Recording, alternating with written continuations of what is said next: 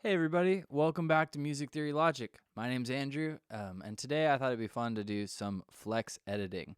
So for those of you out there using Logic Pro, this one goes out to you guys. Let's go ahead into Logic. Here we are in our Logic Pro session right now. This is just a really rough track that I was just writing with some guitars. As I mentioned in my channel a lot, I love playing guitar. I love using the guitar to come up with like ideas. But a lot of times when you perform something and you record it, you're not going to have the kind of like clean sound you're going for if you listen to a lot of more commercial music. So a lot of audio editing is done on performances pretty much across many different types of genres. And so what we're going to do is first of all play the track, and then we're going to clean this up a lot with some audio editing or some flex time editing. Here we go.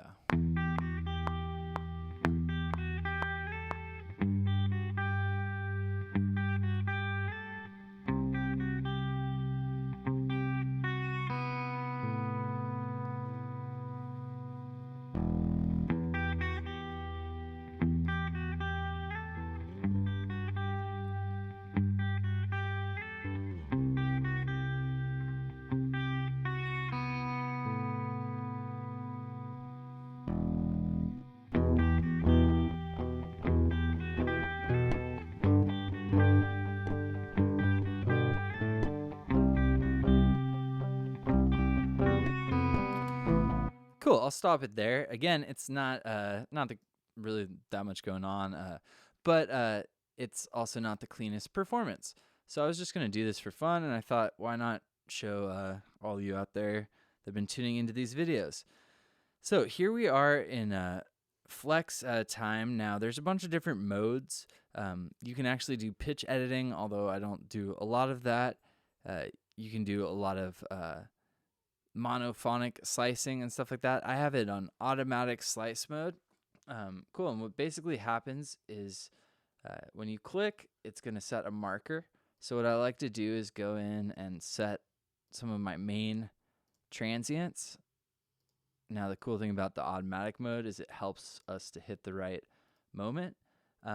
So essentially what I'm doing is kind of like locking certain things in place. So if I start to move something, not everything's going to move.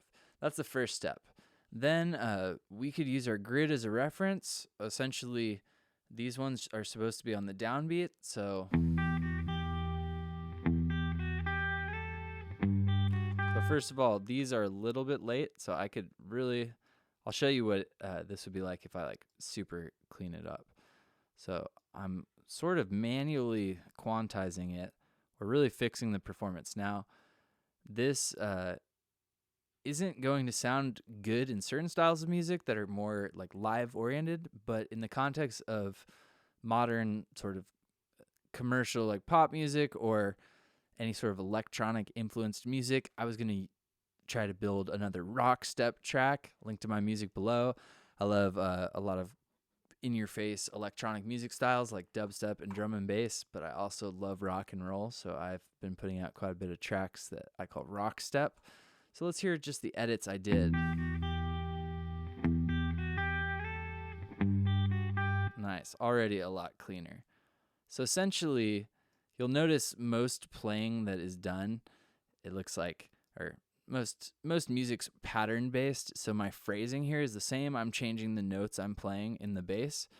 But essentially, that's a questionable edit I just made. What I'm trying to say is because the phrasing is the same, I know that they're going to be locked to the same sort of rhythms. All right. Moving through now, I encourage you to like listen as you're doing this, because a lot of times you'll make some errors that will be really, really noticeable. So let's hear what I've done so far to this.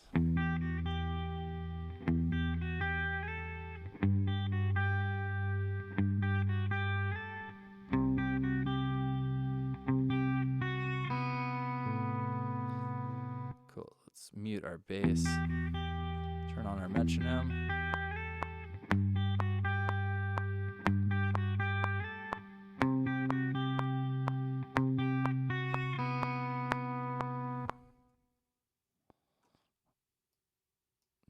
Nice.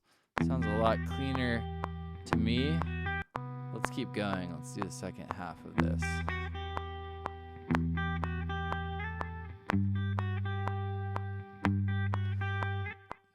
Now, one way to make this a lot cleaner, but not nearly as sort of like perfect sounding, is just to move the first hits. So that's going to be right in time, but not really all of them. So like I can do that, but notice it all slid. That actually looks all right. That's right at the end of it. And then we have it loop. Let's hear that all together.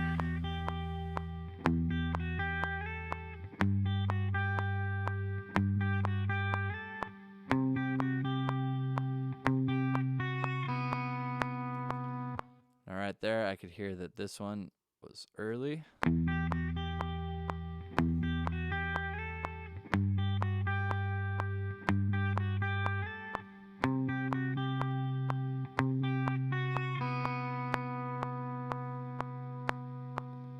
Nice.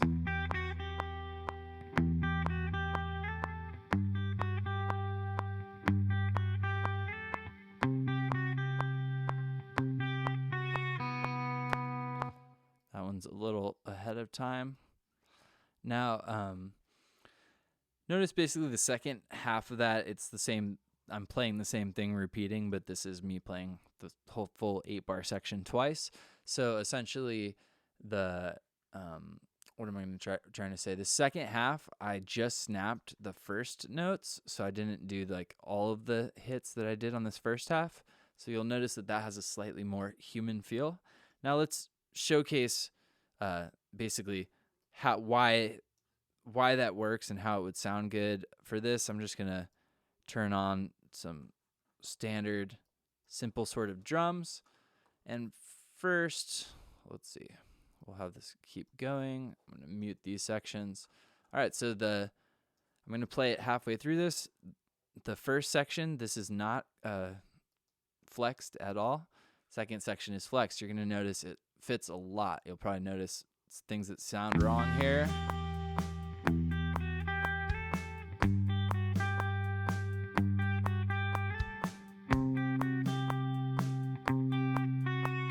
Especially on those eighth notes, it's really noticeable.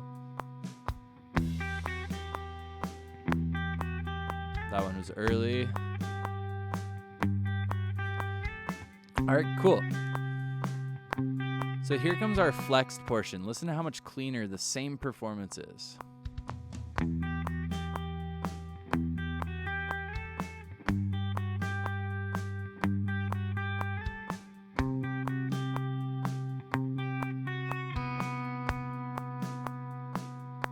Much cleaner.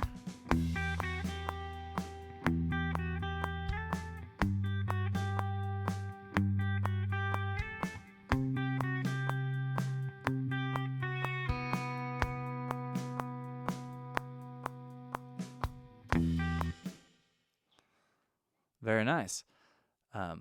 Hopefully you guys found that helpful. Once again, Flex is a great tool that Logic Pro offers. It's a slightly older version of the current Logic Pro that you could get. A lot of the editing tools are the same but look slightly different. I am going to get a second system so that I can do more updated Logic videos, but my current studio system that I do these videos on, I don't want to update it. See, my wish I knew I shouldn't update my system. So yeah, if you found that helpful, you'd help me out by subscribing. I'll link to my book and some of my music below. Hopefully this helped you figure out flex editing. You can now make a lot of audio recordings a lot cleaner in Logic Pro with just the default flex tools. Cheers, and I'll see you guys next time.